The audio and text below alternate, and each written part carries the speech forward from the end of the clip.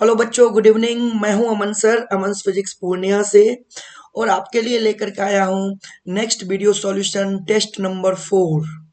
तो आज जो मैं चैप्टर सेलेक्ट किया हूँ वो है वेव ऑप्टिक्स का और करंट इलेक्ट्रिसिटी का। ओके, तो जो ये चैप्टर मैं सेलेक्ट किया हूँ इसके अच्छे अच्छे क्वेश्चन जो हैं वो मैं आपके लिए एग्जाम में लेकर के आया हूँ, आपके इस वीडियो सॉल्यूशन में, जो आपके एग्जाम में आपको देखने को मिल सकते हैं।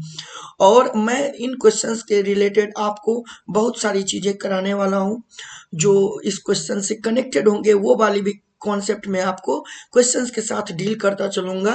तो जो क्वेश्चन का नंबर है वो, जैसा कि मैं पिछले वीडियो में भी कहा था, वो नंबर बढ़ जाएगा।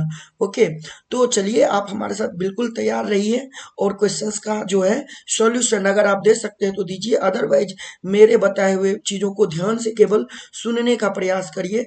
मैं क्या बता रहा हूं मेरे साथ चलिए, इससे क्या है कि आपको सीखने को मिलेगा। ओके, तो सबसे पहला सवाल क्या है, इंद्रधनुष निर्माण की बात हो रही है।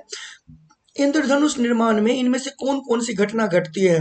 तो इसके आंसर हो जाएंगे, इंद्रधनुष में बेटा अपवर्तन होता है प्रकाश का, पूर्ण आंतरिक परावर्तन होता है और विक्षेपण होता है, यानी कि 1 का हो जाएगा ऑप्शन नंबर डी।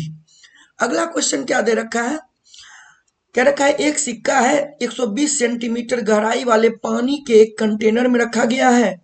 हवा से देख रहे हैं अपन, सिक्के की गहराई पूछा गया है। तो अपने को पता है एपरेंट डेप्थ बराबर होता है mu H time H upon में म्यू, एच अपॉन में म्यू। तो वास्तविक गहराई 120 सेंटीमीटर पे है और म्यू का मान पानी का कितना होता है, 4/3। तो ये 3 जो है पलट के 120 के पास चला जाएगा, अपॉन में 4, 4 से गुना करेंगे तो 30 बार में कटेगा, यानी 30 गुना 3 90 सेंटीमीटर हो जाएगा अपना आंसर, यानी ऑप्शन नंबर बी सही हो जाएगा। अगला सवाल चलते हैं। कह रखा है कि दो लेंस है, एक उत्तल है और एक अवतल है, उनकी फोकस दूरी दे रखी है, एक का 10 और एक का 20। कह रहा है संयोजन की समतुल्य फोकस दूरी क्या होगी? तो ध्यान से देखिएगा बेटा, उत्तल की फोकस दूरी को पॉजिटिव लेते हैं, अवतल की फोकस दूरी को नेगेटिव लेते हैं। फॉर्मूला लगाएंगे 1/f इक्विवेलेंट, है ना, अपन 100 में लगा लेते हैं, ओके ना, क्योंकि सेंटीमीटर में दिया हुआ है। ओके, तो 100/f इक्विवेलेंट, 100/f इक्विवेलेंट बराबर में 100/f1 प्लस में 100/f2। ओके बच्चों, तो यहाँ हो जाएगा 100/f1 का मान हो जाएगा 10 प्लस 100/f2 का मान हो जाएगा -20। 20 से कटेगा ये 5 बार में, 10 से कटेगा ये 10 बार में, नीचे में यहाँ है माइनस का साइन, यानी ये हो जाएगा 10 माइनस का 5, यानी कि 5। और इधर कितना है 100 में एफ इक्विवेलेंट, 5 से काटेंगे 100 को 20 बार में, यानी एफ इक्विवेलेंट का मान आ गया 20 सेंटीमीटर, प्लस का आया, यानी ऑप्शन हो जाएगा ए। अगला कह रखा है किसी रेखा स्रोत, है ना, किसी रेखा स्रोत लाइन सोर्स है, उससे सीमित दूरी पर तरंगांग पूछा है, वे फ्रंट कैसा होगा? तो बेलनाकार होगा। गोलाकार किसकी वजह के कारण होगा? तो पॉइंट सोर्स के कारण, पॉइंट सोर्स के कारण फाइनाइट डिस्टेंस पे। और समतल या सपाट किसकी वजह से होगा वे फ्रंट? तो ये होगा पॉइंट सोर्स के कारण, लेकिन किस डिस्टेंस पे? इनफाइनाइट डिस्टेंस पे। ओके ना, चलिए अगला क्वेश्चन चलते हैं।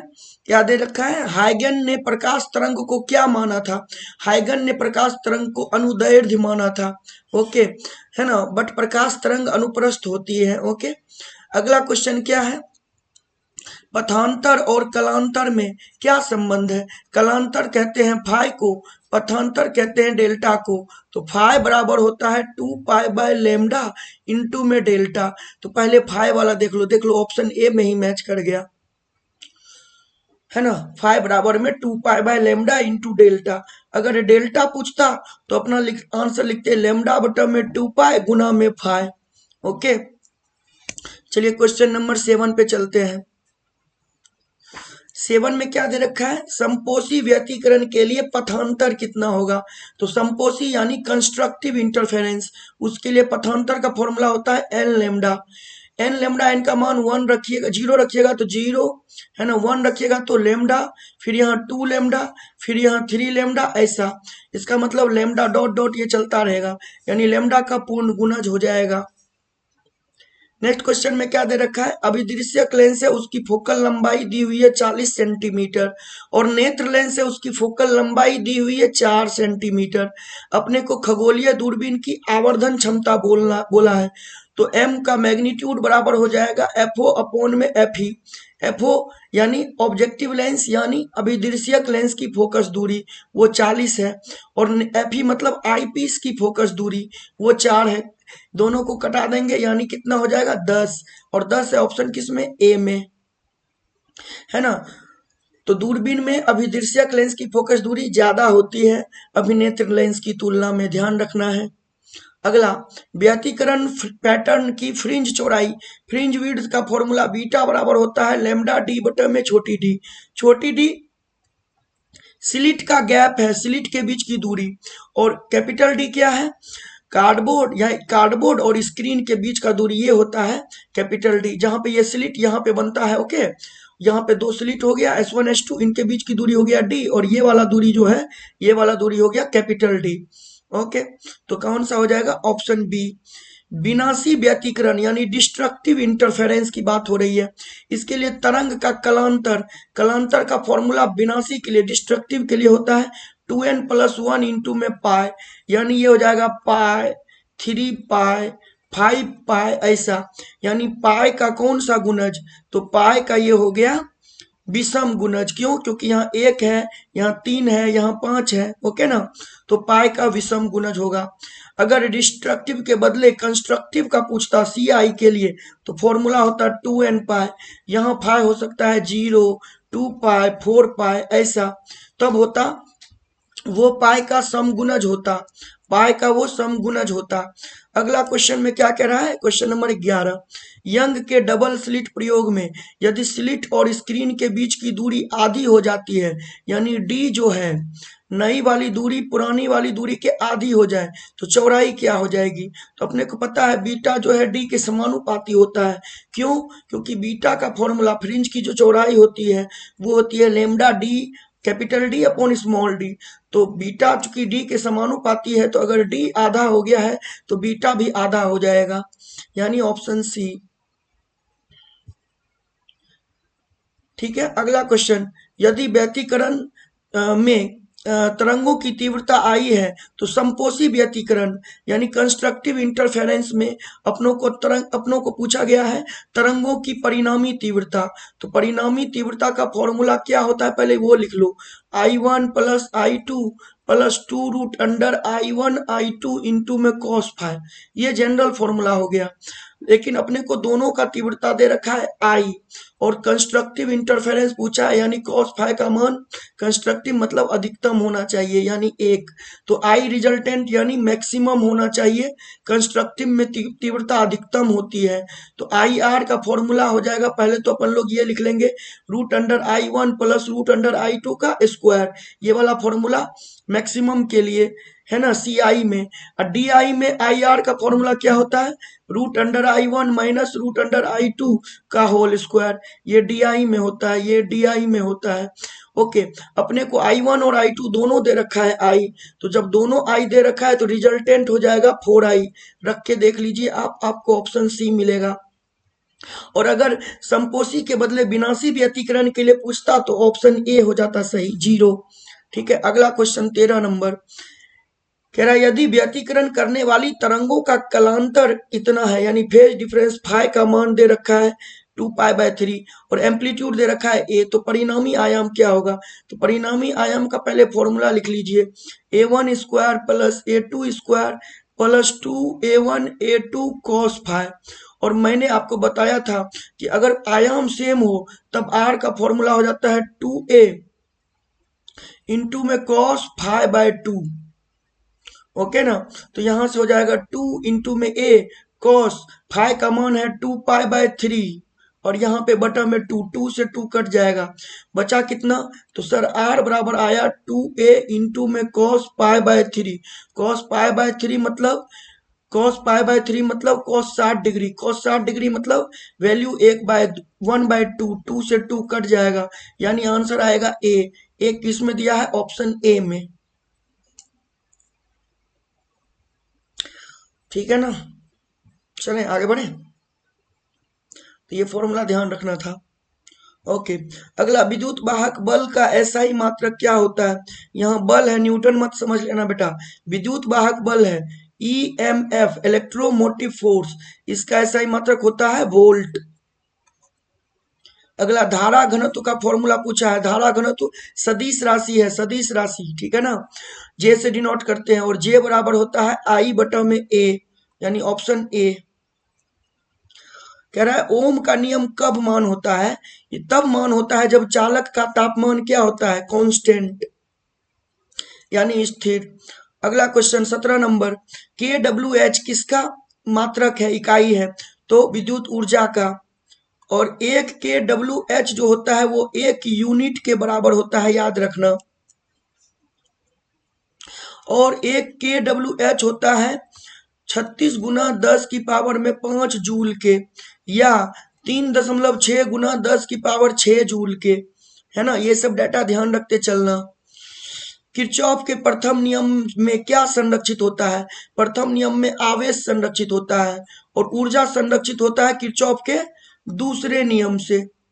दूसरा नियम बोलते हैं केवीएल को, पहला नियम बोलते हैं केसीएल को या केजेएल को, किरचॉफ्स करंट लॉ या किरचॉफ्स जंक्शन लॉ। ठीक है। हरे रंग के लिए प्रतिरोध का रंग कोड क्या होगा? तो अपन लोग पढ़े थे ना, black brown rod of your gate becomes, है ना। तो 0 से शुरू करिए, 0 1 2 3 4 5 6, ये है ब्लू कलर, तो आंसर हो जाएगा A. Becomes very good when given silver colour, ऐसा है ना। तो कोडिंग इस तरह से करते हैं। अगला कह रहा है जब धातु, धातु यानी चालक, इसका तापमान बढ़ता है तो उसकी प्रतिरोधकता क्या हो जाती है? तापमान बढ़ाओगे तो उसकी जो प्रतिरोधकता है रो जो है वो भी बढ़ेगी, है ना। और तापमान घटाओगे तो प्रतिरोधकता कमेगी, है ना। यहाँ प्रतिरोधकता बढ़ी यानी चालकता कमी, प्रतिरोधकता घटी तो चालकता बढ़ी, ये सब याद रखना है आपको। तो यहाँ पे क्या आंसर होगा? तापमान बढ़ा है तो प्रतिरोधकता क्या हो जाएगी? तापमान बढ़ा है तो प्रतिरोधकता क्या हो जाएगी? बढ़ेगी। Option C. किसी चालक के पदार्थ की प्रतिरोधकता निर्भर निर्भर करती है किसके ऊपर? तो प्रतिरोधकता का फॉर्मूला होता है रो फाइनल बराबर rho initial 1 plus alpha delta T, यानी तापमान पर निर्भर करता है। तो यहाँ पे तापमान हो जाएगा आंसर ऑप्शन सी, ध्यान रखिएगा, है ना। प्रतिरोधकता तापमान पर निर्भर करता है और पदार्थ की प्रकृति पर, दो चीज पर, पदार्थ की प्रकृति पर और तापमान पर। तो यहाँ प्रकृति नहीं दिया हुआ है पदार्थ का, तापमान दिया हुआ है, तो तापमान को टिक करेंगे। अगला हम कह रहा है कौन सा संबंध सही है? सही है कौन सा? तो आर बराबर होता है rho L by A, rho L by A है ऑप्शन ए में। अगला क्वेश्चन कर रखा है कौन सा संबंध सही है? तो ये जे बराबर में सिग्मा ई, जे बराबर में सिग्मा ई। एक और हो सकता है जे बराबर में 1 बाय रो इंटू ई, क्योंकि सिग्मा जो कि चालकता है वो प्रतिरोधकता के व्युत्क्रम के बराबर होता है, यानी 1 बटा में रो। बल्ब का फिलामेंट किसका बना होता है? टंगस्टन का। बल्ब का फिलामेंट किसका बना होता है? टंगस्टन का, यानी टंगस्टन, यानी option D. Wheat stone bridge तुलना करता है, किसकी तुलना करता है? व्हीट स्टोन ब्रिज किसकी तुलना करता है? प्रतिरोध की, है ना। ओके, अगला प्रतिरोधकता के तापमान गुणांक का एसआई मात्रक, तो मैंने अभी फॉर्मूला बताया था रो फाइनल बराबर rho initial 1 plus alpha delta T. तो जब एल्फा, ये है प्रतिरोधकता ताप गुणांक, ये एल्फा को बोलते हैं, तो एल्फा डेल्टा टी बराबर में 1 हो जाएगा, क्योंकि यहाँ 1 से ऐड किया हुआ है तो ये यूनिटलेस होगा। यूनिटलेस मतलब m0 l0 t0, ओके, यानी विमाहीन भी और मात्रकहीन भी। तो डेल्टा टी एल्फा हो जाएगा 1 बाय डेल्टा टी, और डेल्टा टी यानी टेम्परेचर, टेम्परेचर का ऐसा ही मात्रक होता है केल्विन, केल्विन ऊपर जाएगा तो केल्विन -1, यानी option B. Question number 27, T समय में धारा के प्रवाह के कारण प्रतिरोध आर के चालक में उत्पन्न उष्मा कितनी होती है? तो H बराबर में आई स्क्वायर आर टी, और यही है जूल का उष्मीय प्रभाव नियम, ऑप्शन सी। अगला, विद्युत चालक के अंदर मुक्त इलेक्ट्रॉन की गतिशीलता म्यू का फॉर्मूला होता है Vd बटा में E। Vd है अपवाह वेग या संवहन वेग, और कैपिटल E है विद्युत क्षेत्र की तीव्रता, Vd अपॉन में E। और एक और फॉर्मूला होता है म्यू का, Vd की जगह लिखते हैं ई टाउ बटा में M, यहाँ बटा में E से E कट जाएगा तो ये हो जाएगा ई टाउ बटा में M। तो ये भी फॉर्मूला होता है म्यू के केस में, और ये भी होता है। तो फिलहाल यहाँ पे कौन सा है? ऑप्शन नंबर सी सही हो जाएगा, Vd अपॉन में E। अगला, चालकता की इकाई क्या है? ऐसा ही मात्रक पूछा है। तो अपन लोग जानते हैं सिग्मा बराबर 1/ρ, और रो का होता है ओम मीटर। तो चालकता का हो जाएगा ओम -1 मीटर -1। अब ओम -1 मीटर -1 नहीं दिया हुआ है, तो ओम -1 को साइमन बोलते हैं, तो साइमन मीटर -1 हो जाएगा, ऑप्शन डी। ठीक है ना। अगला 30 नंबर, 1 ओम किसके बराबर है ये पूछा है। तो अपने को पता है आर बराबर में V बटा में आई, और आर का मात्रक होता है ओम, प्रतिरोध का मात्रक होता है ओम। तो 1 ओम बराबर में 1 वोल्ट बटा में 1 एम्पियर, यानी बी नंबर। चालक के लिए प्रतिरोधकता का तापमान गुणांक यानी अल्फा के बारे में पूछ रहा है। किसके लिए? चालक के लिए। चालक के लिए अल्फा पॉजिटिव होता है, और अर्धचालक के लिए अल्फा नेगेटिव होता है, ध्यान रखना है। तो यहाँ पे ऑप्शन हो जाएगा सी। चालक के लिए पूछा था, अल्फा धनात्मक होता है, पॉजिटिव। अगला, एक 10 ओम का मोटा तार है, उसको खींच करके उसकी लंबाई को तिगुना कर दिया जाता है, तो नया प्रतिरोध पूछा है।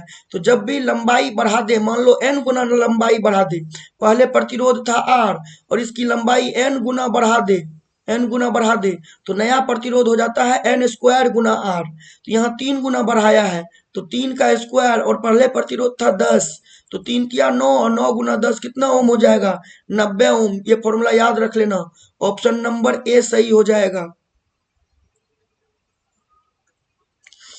अगला, एक चालक जिसमें 1 मिली एम्पियर धारा प्रवाहित हो रही है, चालक के सिरे पर विभवांतर है 1 वोल्ट, इसका प्रतिरोध पूछा है ना, कोमा का प्रतिरोध है। तो आर बराबर में V बटा आई, V की जगह 1 वोल्ट और करंट की जगह 1 मिली एम्पियर, मिली की जगह 10 की पावर -3, -3 ऊपर गया तो 10 की पावर +3, इतना ओम हो गया, और इसको बोलेंगे किलो। 10 की पावर +3 को किलो, यानी 1 किलो ओम। 1 किलो ओम कहाँ है? ऑप्शन डी में। अगला, प्रतिरोध वाले विद्युत परिपथ से 4 एम्पियर धारा प्रवाहित होती है, 3 मिनट में सर्किट द्वारा खपत की गई विद्युत ऊर्जा। बेटा इसमें ना कितना प्रतिरोध है, ये क्वेश्चन में मिसिंग है। उस फॉर्मूला क्या यूज करते हैं? H बराबर में आई स्क्वायर आर टी। आई दिया है, टी दिया है, टी मिनट में दिया है, इसको सेकेंड में बदल लेते हैं, यानी 3 गुना 60।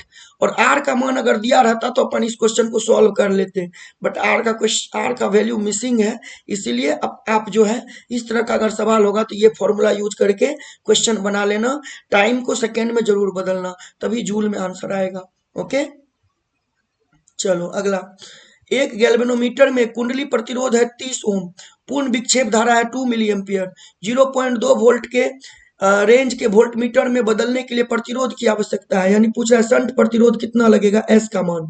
तो V बराबर में होता है I G R G plus में एस, कितना का बनाना है? 0.2 वोल्ट का। कितना milli ampere current? 2 milli ampere, यानी 2 गुना 10 की पावर -3।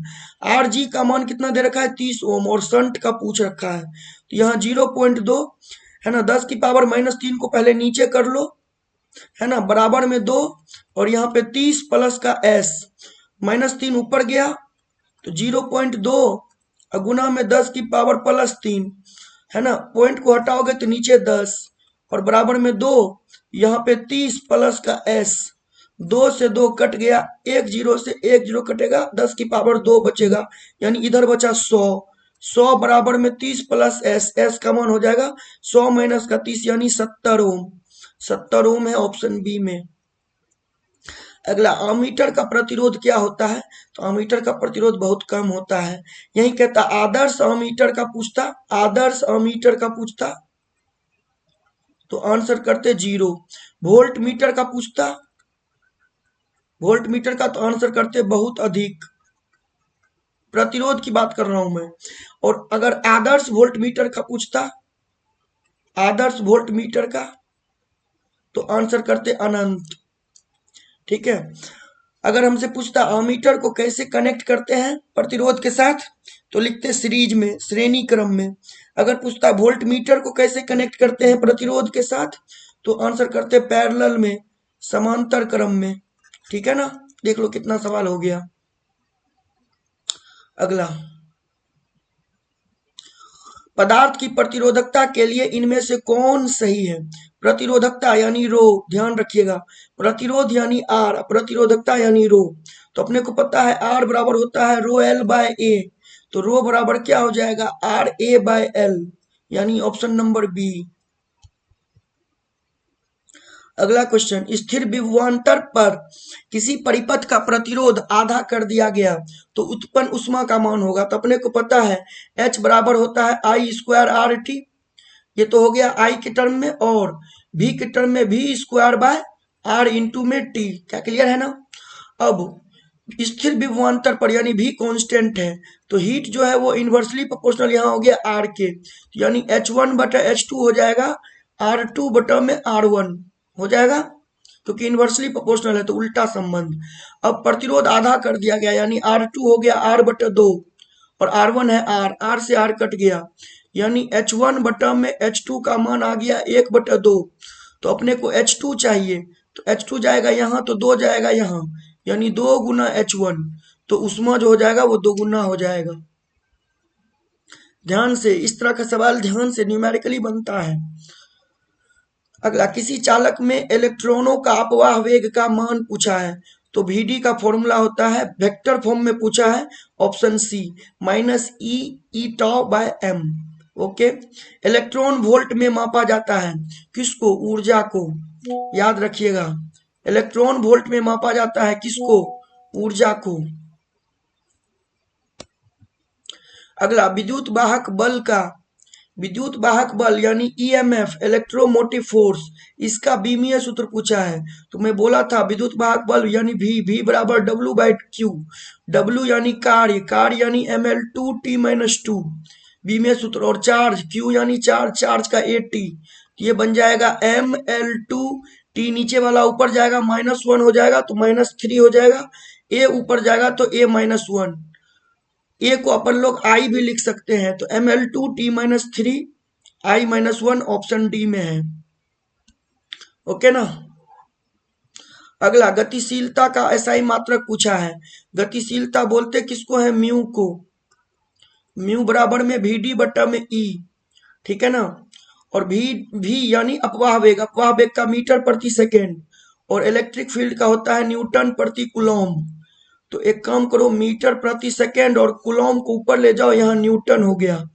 ओके, कुलॉम पर सेकेंड को बोलते हैं एम्पेयर, तो ये बन गया मीटर, साथ में एम्पेयर, गुना में न्यूटन -1, तो यानी ऑप्शन ए हो गया। देखो, एम्पियर मीटर ऊपर में, न्यूटन नीचे में, एम्पियर मीटर ऊपर में, कुलॉम पर सेकेंड एम्पियर हो जाएगा, गुना में मीटर, अब बटा में न्यूटन यहाँ से, है ना। तो ऑप्शन ए हो जाएगा सही। प्रतिरोधकता ताप गुणांक का एसआई मात्रक क्या होता है, अभी मैंने बताया था, ये क्वेश्चन रिपीट हो गया है, K-1। अगला, 1000 वाट का हीटर है जो 230 वोल्ट से मार्क्ड किया हुआ है, इसका प्रतिरोध पूछा है। फॉर्मूला लगाना, R बराबर में V square bye P, V हो जाएगा 230 गुना 230 स्क्वायर हो गया, और पावर है 1000 वाट, 10 से 10, 10 से 10, 23 को 23 से गुना करोगे तो 529 हो जाएगा, अपॉन में 10 यानी 52.9, ऑप्शन बी सही हो जाएगा। अगला, 2 ओम के प्रतिरोध से न्यूनतम कितना प्रतिरोध प्राप्त कर सकते हो। तो जब भी न्यूनतम प्रतिरोध प्राप्त करना है तो समांतर में लगा दो, समांतर में लगाओगे तो जितना बार लगाए हो उतने से भागा, यानी 2/3। अगला, 2 ओम 4 ओम के दो प्रतिरोध समांतर क्रम में है, तो इसमें उत्पन्न उष्मा का अनुपात होगा। जब समांतर क्रम में होगा तो वोल्टेज जो है V कांस्टेंट होगा, और v कांस्टेंट होगा तो मैंने अभी पढ़ाया था h बराबर में v square bye r into T. तो h जो है वो इन्वर्सली प्रोपोर्शनल हो जाएगा किसके, r के, यानी h1 बटा में h2 हो जाएगा r2 बटा में r1। तो R2 का मान है 4 ओम और R1 का 2 से कितने बार में कटा, 2 बार में, यानी H1 बटा में H2 का मान हो गया 2 बटा में 1। ठीक है ना। तो अनुपात हो गया 2:1 का, जो कि किस में दिया हुआ है, ऑप्शन डी में, ऑप्शन डी में दिया हुआ है उष्मा का अनुपात। ठीक है, ये बात ध्यान रखना है, समांतर क्रम में दिया हुआ है। ठीक है ना, ये नहीं कि सर लगा दिए h बराबर में आई स्क्वायर आर टी, है ना, ये नहीं, ये तब लगाएंगे जब श्रेणी क्रम में जुड़े हुए होंगे प्रतिरोध, है ना। चलो अगला सवाल, एक ड्राई सेल है जिसका ईएमएफ दिया हुआ है 1.5 इलेक्ट्रॉन वोल्ट। ये लीजिए, ईएमएफ 1.5 वोल्ट दिया हुआ है। इसका आंतरिक प्रतिरोध बना लेते हैं अपन लोग छोटी आर, जो कि है 0.5 ओम। यदि यह सेल एक बाहरी प्रतिरोध में एक एक्सटर्नल रेजिस्टर कनेक्ट कर देते हैं, ये लीजिए, ये बाहरी प्रतिरोध, इसमें विद्युत धारा भेजने का काम कर रहा है, कितना एम्पियर, 1 एम्पियर। तो कह रहा है सेल का विभवांतर पूछ रखा है, मतलब यहां और यहां के बीच का विभव का अंतर। ओके, बस आप कुछ नहीं करो, इधर से करंट जा रहा है, इधर से इधर जा रहा है, इधर प्लस इधर माइनस। ओके, इधर प्लस यहाँ माइनस। ओके, यहाँ का नाम दे दो ए, यहाँ का नाम दे दो बी। अब इसको बाहर निकाल लो, बाहर निकाल लो, ताकि बनाने में आपको मैं समझा सकूं, है ना। तो ये रहा बी और ये रहा ए। ओके, ये है तुम्हारा 0.5 ओम और ये है तुम्हारा 1.5 वोल्ट। ओके, और करंट जा रहा है 1 एम्पियर। ये रहा प्लस, ये रहा माइनस, ये रहा माइनस, ये रहा प्लस।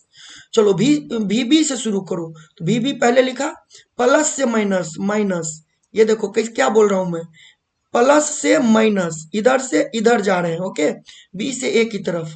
तो पहले भी प्लस से माइनस, माइनस, करंट कितना है 1, आई गुना में आर, ओम का नियम लगाइएगा, v बराबर में आई आर, तो 1 गुना में 0.5। फिर यहाँ माइनस से प्लस, यानी प्लस, ये ऑलरेडी वोल्ट में है, इसमें गुना करने की करंट से जरूरत नहीं है। और कहाँ पहुंच गए, वी के पास।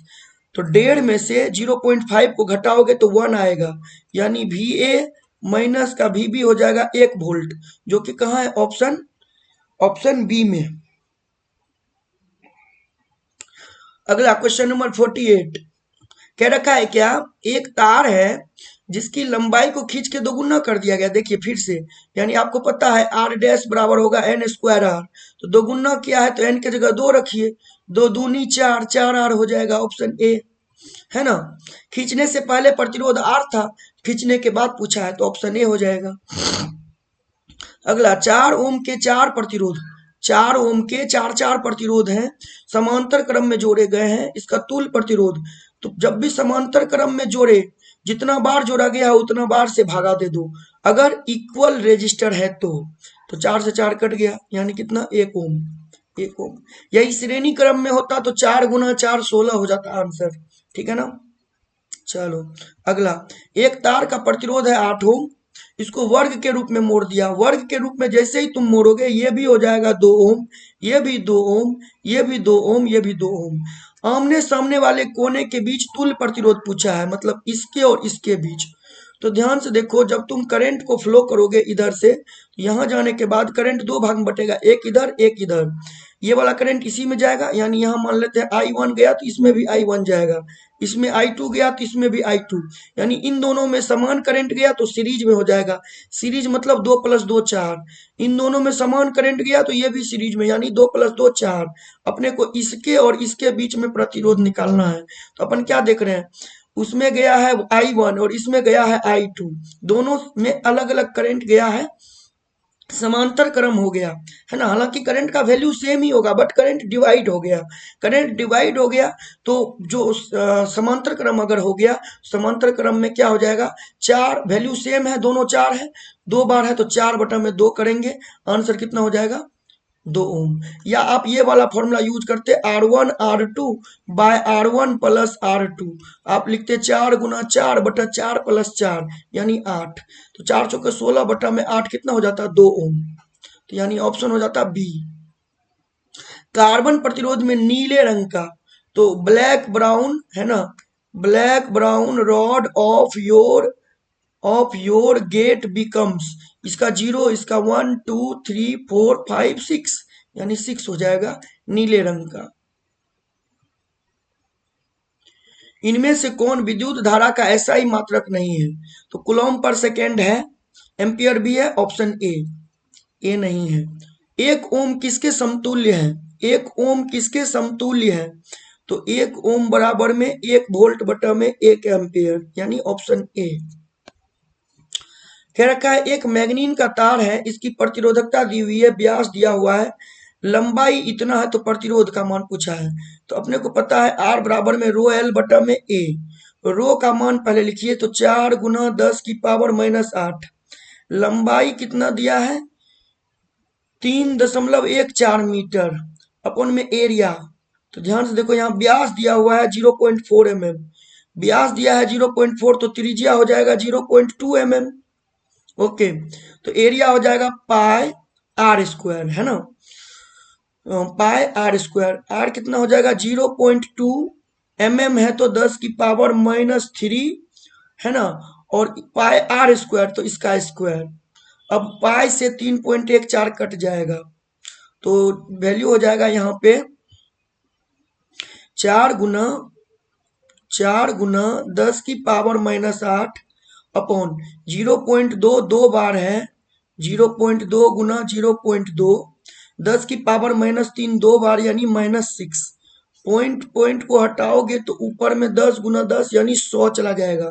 2 दूनी 4 खत्म, माइनस का 6 ऊपर गया तो प्लस का 6, यानी 10 की पावर -8, ठीक है, गुना 10 की पावर 2 गुना 10 की पावर प्लस का 6 और 2 8 हो जाएगा, तो 10 की पावर -8 गुना 10 की पावर 8, यानी 10 की पावर 0, 10 की पावर 0 यानी 1, यानी हो जाएगा 1। ओके, चलो नेक्स्ट क्वेश्चन नंबर 55। कह रहा है दो बल्ब हैं, बल्ब का रेटिंग दिया हुआ है यहाँ और यहाँ, देखिए वोल्टेज सेम है ना, 220 220। कह रहा है फिलामेंट के प्रतिरोध का अनुपात, तो अपने को पता है आर का फॉर्मूला होता है V²/P, तो V तो सेम है, तो आर जो है इनवर्सली प्रोपोर्शनल हो जाएगा P के, तो R1/R2 क्या हो जाएगा? P2/P1, ठीक है ना। तो P2 दूसरे का पावर कितना है? 60, और पहले का पावर है 15, 15 चौके 60, यानी 4 हो गया। तो अपने को R1/R2 ही पूछा है, यानी 4/1, 4/1 मतलब 4:1, किसमें है? ऑप्शन बी में। क्या क्लियर है ना? 56वें नंबर पे आ चुके हैं बच्चों। जो लाइक नहीं किए हो लाइक कर लो, शेयर कर लो, स्टेटस पे डाल लो, अपने स्क्रीन पे अपने इस चीज को, वीडियो को शेयर कर लो, अपने दोस्तों के साथ स्टेटस पे डाल लो, अपने ग्रुप में भेज दो, जहां जहां आप ग्रुप जानते हो वहां वहां शेयर कर दो, है ना। क्योंकि देख लीजिए कितना सवाल और कितना कॉन्सेप्ट मैं आपको यहाँ एक वीडियो लेक्चर में डील कर दिया हूँ, और ऑलमोस्ट सब कुछ कवर कर दिया हूँ इस वीडियो सॉल्यूशन के माध्यम से इन चैप्टर के क्वेश्चंस को, है ना। अगला, तापमान बढ़ने पर चालक का प्रतिरोध क्या होगा? तो टेम्परेचर बढ़ाओगे तो प्रतिरोध भी चालक का बढ़ेगा। अगर अर्ध चालक का पूछता, चालक के जगह पूछता अर्ध चालक का, सेमी कंडक्टर का पूछता कि तापमान बढ़ाएंगे तब क्या होगा, तो उसका प्रतिरोध घटता है, ठीक है ना, तापमान बढ़ाने से। अर्ध चालक का प्रतिरोध घटता है तापमान बढ़ाने से, और चालक का प्रतिरोध तापमान बढ़ाने से बढ़ता है। ऑप्शन सी, यदि किसी पदार्थ की चालकता अनंत हो जाए, अनंत हो जाएगा तो अति चालक, चालकता अनंत हो गया यानी अति चालक, सुपर कंडक्टर हो गया। अगला, अर्धचालक के लिए प्रतिरोधकता ताप गुणांक यानी अल्फा का मान पूछा है अर्धचालक सेमी कंडक्टर के लिए, तो वो होता है ऋणात्मक, चालक के लिए धनात्मक, अर्धचालक के लिए अल्फा ऋणात्मक। अगला, चालक के अंदर इलेक्ट्रॉनों की गति क्या होती है? तो इलेक्ट्रॉन की गति होती है ड्रिफ्टिंग, है ना, जिसको अपन लोग अपसरित कहते हैं। अगला, 10 का पावर 18 इलेक्ट्रॉन किसी चालक के एक बिंदु से दूसरे बिंदु तक इतने सेकंड में जाता है तो विद्युत धारा कितना होगा? तो आई बराबर में सीधा लगाइए Q/T, Q बराबर में NE/T, N का वैल्यू दिया हुआ है 10 की पावर 18, इलेक्ट्रॉन का चार्ज लिखिए है ना, और अपॉन में समय का मान लिखिए। तो 10 की पावर 18, वहां 10 की पावर -19, यानी 10 की पावर -1 बचा, यहाँ 1.6 है ना, और ये पॉइंट को हटाओगे तो ऊपर जाएगा 10, यानी ऊपर गया 10, और यहाँ पॉइंट को हटाओगे तो नीचे गया 10, 10 से 10 खत्म, यानी ये बच्चा 16 गुना 10 की पावर -1, यानी 1/10, यानी 1.6 एम्पियर हो गया। Option number A. इनमें से कौन ओम के नियम का अवकलन रूप है? तो हम जानते हैं जे बराबर में सिग्मा ई, तो सिग्मा ई के टर्म में तो है नहीं, तो जे बराबर में 1/ρ इंटू ई, है ना। अब जे बराबर में 1/ρ इंटू ई भी नहीं है, तो चलो अब ई बराबर में बनाओ। ई बराबर में क्या हो जाएगा, रो जे। अब ये है क्या, हाँ है, ऑप्शन ए में। ठीक है ना। विभव मापी का तार बना होता है उच्च प्रतिरोध और कॉन्स्टेंटन पदार्थ का, है ना, या मैग्नेनिन का। ठीक है ना। मीटर ब्रिज किस सिद्धांत पे कार्य करता है? संतुलित व्हीट स्टोन ब्रिज के सिद्धांत पर। अगला, गैल्वेनोमीटर को अमीटर में बदलना है, तो जब गैल्वेनोमीटर को, ये गैल्वेनोमीटर है, इसको अमीटर में बदलना है तो शंट तार को जोड़ा जाता है गैल्वेनोमीटर के कॉइल के साथ समांतर क्रम में। ठीक है ना, और ये पूरा मिलके बन गया अमीटर। ओके, तो शंट वायर को जोड़ा जाता है पैरेलल में जोड़ा जाता है गैल्वेनोमीटर के साथ।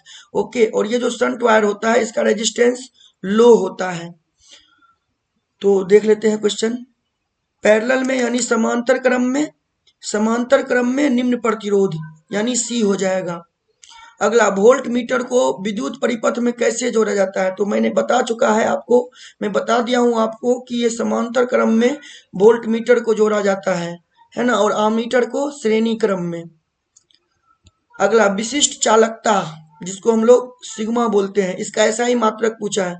तो रो का होता है ओम मीटर, तो सिग्मा का होगा ओम -1 मीटर -1, यानी सी, क्योंकि सिग्मा बराबर 1/ρ। चलिए बस खत्म होने वाला है। अगला हमें समतुल्य प्रतिरोध पूछा है, तो अपन लोग ऐसे देखेंगे 4 ओम बटा में 8 ओम, यानी 1/2, 2 ओम बटा 4 ओम, यानी 1/2।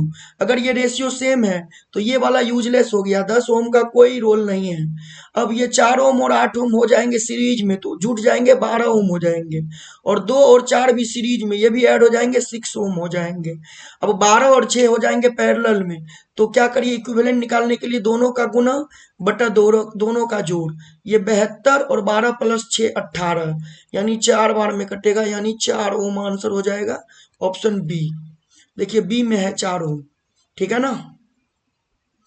अगला, यदि 8 समान सेल हो और उसको सभी का प्रत्येक का ईएमएफ है 6 वोल्ट, सबको समांतर क्रम में जोड़ा गया है, तो संयोजन जो होगा, जो कॉम्बिनेशन होगा, उसका ईएमएफ पूछा है। याद रखो, पैरेलल के केस में ई इक्विवेलेंट ई के ही बराबर होता है, यानी जो एक का वही सबका, इक्विवेलेंट का भी, यानी 6 वोल्ट ही होगा।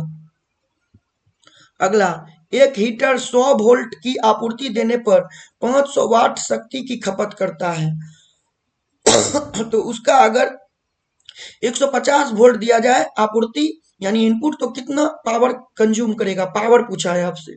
तो अपने को पता है, पहले रेजिस्टेंस निकाल लेते हैं हीटर का, तो V²/P से रेजिस्टेंस आ गया, कितना दिए हो, 100 वोल्ट दिए हो, 100 का स्क्वायर बटा में P कितना, 500, रहने दो इसको।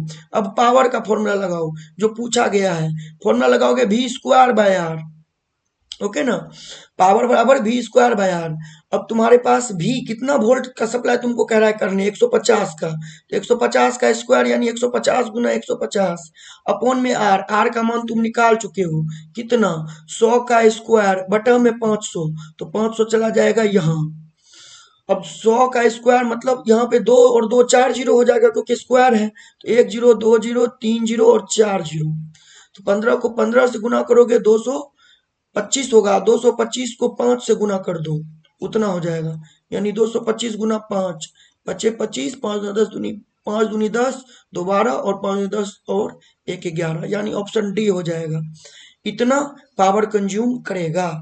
ओके, अगला और लास्ट सवाल, विभव मापी वोल्ट मीटर की तुलना में दो बिंदुओं के बीच विभवांतर अधिक सटीकता से नापता है, कैसे? क्यों क्यों नापता अधिक सटीकता से? क्योंकि यह बाहरी सर्किट से धारा नहीं लेता है। ऑप्शन ए, बाहरी सर्किट से धारा नहीं लेता है। तो बच्चों जैसा कि आप देख रहे हो 70 सवाल, और ये चैप्टर कौन सा था? करंट इलेक्ट्रिसिटी था। और इस करंट इलेक्ट्रिसिटी के साथ में आपने वेव ऑप्टिक्स और एक दो क्वेश्चन रे ऑप्टिक्स का भी था, है ना। तो इसके सवाल आपने हमारे साथ वीडियो में बैठ के सॉल्व किया है, आपने देखा है इनको। इस वीडियो को ना मतलब आप एक रेगुलर टाइम इंटरवल पे कंटिन्यूअसली 2-3 बार अगर आपने देख लिया ना, तो आपको बहुत सारी चीजें याद हो जाएंगी। और नेक्स्ट टाइम जब भी रिपीट जब भी देखो, तो मेरे बताने से पहले क्वेश्चन को सॉल्व करो, फिर भी मेरा सॉल्यूशन देखो। और ये भी कर सकते हो कि आप कलम चलाते चलो मेरे साथ और रफ पे अपना सॉल्यूशन करते रहो, है ना। और इससे क्या होगा ना, आपको एक कॉन्फिडेंस भी आएगा। और आप देख रहे होंगे कि मैं हर क्वेश्चन को कॉन्सेप्ट के साथ, कैलकुलेशन है तो न्यूमेरिकल अप्रोच क्या लगेगा, है ना, वो सारा चीज सहित आपको हेल्प किया हूँ, समझाया हूँ। और मैंने बहुत अच्छा प्रयास किया है आपको अच्छा से अच्छा समझाने का, ताकि आप अच्छा से अच्छा स्कोर कर पाओ, है ना।